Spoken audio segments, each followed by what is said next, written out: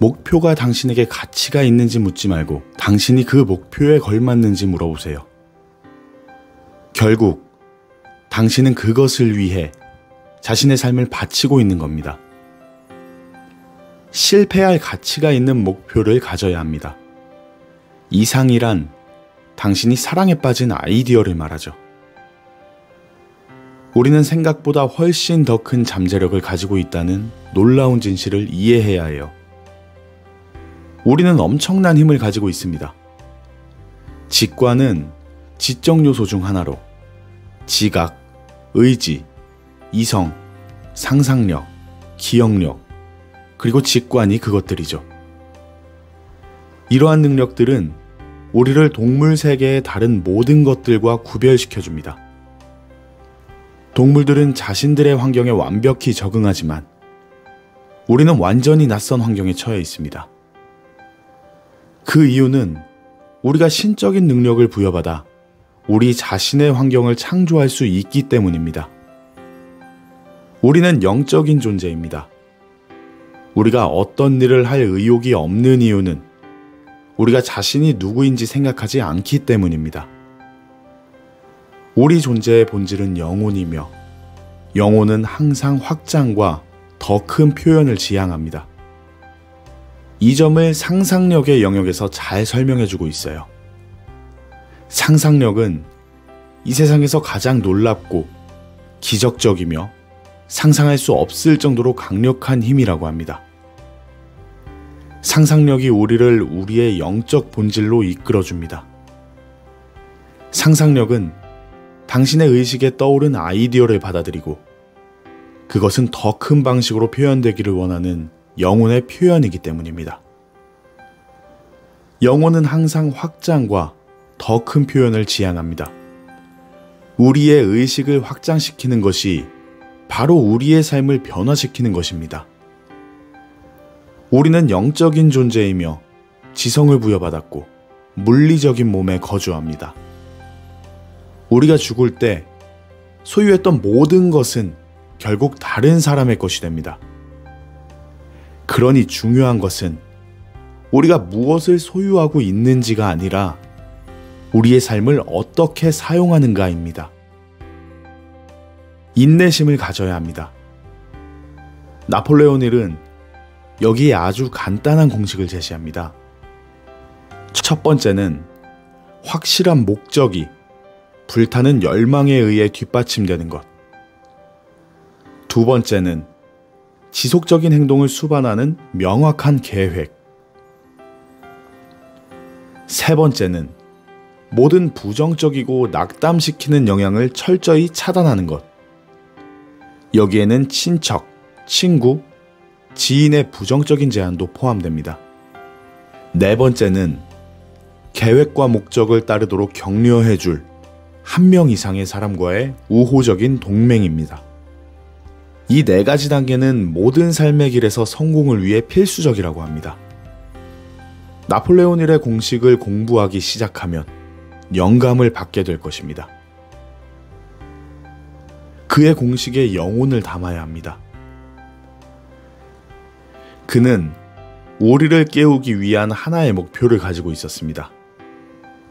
그가 저를 깨운 것처럼 여러분도 깨어나길 바랍니다. 이 공식을 공부하기 시작하면 여러분이 할 수 있는 것에는 정말로 끝이 없다는 것을 깨닫게 될 것입니다. 아이디어는 무형의 힘이지만 그것들은 그것을 창조한 물리적인 두뇌보다도 더 강력한 힘을 가지고 있습니다. 그것들은 두뇌가 먼지로 돌아간 후에도 오랫동안 살아남을 힘을 가지고 있습니다.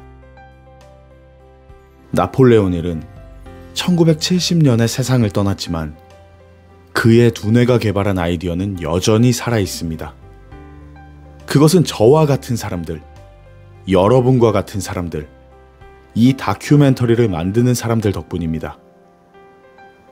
이 책은 여러분의 도서관에서 가장 중요한 책이 될 수 있습니다. 새로운 목표를 설정할 때 내가 그것을 할 수 있을지 의심이 듭니다.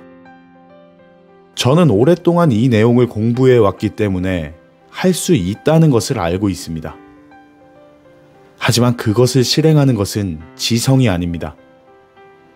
만약 지성이 그것을 실행한다면 학교 시스템은 엄청난 성공을 거두고 있을 겁니다. 하지만 우리는 지성을 가지고 있음에도 불구하고 실패하고 가난하며 일을 찾지 못하는 사람들을 보고 있습니다. 지성이 전부가 아닙니다. 우리가 원하는 것을 상상 속에서 볼 수 있다면 우리는 그것을 할 수 있다는 것을 알아야 합니다. 그것을 마음으로 믿어야 합니다. 고대 그리스인들은 마음을 잠재의식이라고 불렀습니다. 이 책에는 잠재의식에 대한 전체 장이 있으며 매우 강력한 내용이 담겨 있습니다. 아이디어를 내면화하지 않으면 그것은 실현되지 않습니다.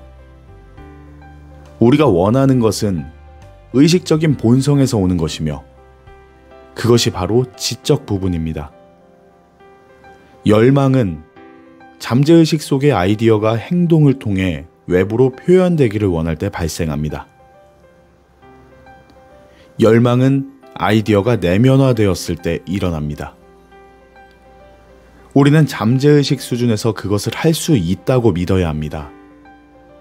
반복을 통해 믿음을 형성할 수 있습니다. 원하는 것을 상상하기 시작하면 상상력이 미래를 현재로 가져옵니다. 우리가 되고 싶은 사람처럼 행동해야 합니다. 이것을 계속 반복하면 우리는 믿게 됩니다. 우리는 모두 생각한다고 가정하지만 사실 대부분의 사람들이 생각하지 않는다는 진실이 있습니다. 저의 이전 고용주의자 멘토였던 얼 나이팅게일은 만약 보통 사람이 자신이 생각하는 것을 말한다면 그 사람은 할 말이 없을 것이라고 종종 이야기하곤 했습니다. 뛰어난 교육자인 케네스 맥팔랜드 박사는 2%의 사람만이 생각하고 3%는 생각한다고 생각하며 95%는 차라리 죽을지언정 생각하지 않으려 한다고 말했습니다. 헨리 포드는 생각은 가장 어려운 작업이기 때문에 아마도 소수의 사람들만이 그것에 참여하는 이유일 것이다 라고 했습니다. 생각은 우리가 할 수 있는 가장 고귀한 영역입니다. 문제는 생각을 가르치는 과정이 거의 없다는 것입니다. 아이디어는 어떤 목적을 향한 생각 또는 생각의 집합이라는 것을 알 수 있습니다. 대부분의 사람들은 생각하고 있다면 결코 자신이 하고 있는 일을 하지 않을 것입니다. 사람들은 생각하고 있다면 결코 자신이 하고 있는 말을 하지 않을 것입니다. 진실은 생각을 모든 사람이 하고 있는 것은 아니라는 것입니다. 이 내용을 공부하기 시작하면 저는 확실히 한 가지를 보장할 수 있습니다. 여러분은 생각하기 시작할 것입니다. 만약 어떤 사람이 삶에서 의미 있는 일을 성취하려 한다면 그들은 그 일에 정신을 집중해야 합니다. 우리는 정보가 어디에서 오는지, 창조할 에너지가 어디에서 오는지를 이해해야 합니다. 우리는 영적인 존재이며 영혼은 우리를 통해 흘러가며 우리는 가장 고귀한 기능인 생각을 할 수 있습니다. 그리고 우리는 마음속에 이미지를 형성하고 그 이미지에 충실해야 합니다. 우리는 의지를 사용하여 그 이미지를 마음의 화면에 고정시키고 그 이미지를 다시 우리 내면의 영혼에 되돌려줍니다. 이것이 바로 영혼의 본질에 들어가는 것이며 이것이 영감을 받는다는 것입니다. 모든 위대한 업적은 누군가가 영감을 받았기 때문에 이루어진 것입니다. 모든 위대한 그림들, 렘브란트, 반 고흐, 그들은 모두 위대한 작업을 하기 위해 영감을 받았습니다. 우리는 렘브란트나 반 고흐가 사용한 어떤 것이든 사용할 수 있다는 것을 이해해야 합니다. 우리는 하나님의 최고의 창조물입니다. 영혼은 우리를 통해 흘러갑니다. 우리는 그것을 가지고 무엇을 할 것인지 결정할 책임이 있습니다. 저는 우리가 훌륭한 작업을 할 의무가 있다고 생각합니다. 우리는 여기 오랫동안 있는 것이 아니라 짧은 시간 동안 존재할 뿐입니다. 그리고 우리는 훌륭한 작업을 할 수 있는 능력을 가지고 있습니다. 저는 우리가 그렇게 해야 한다고 생각합니다. 감사합니다.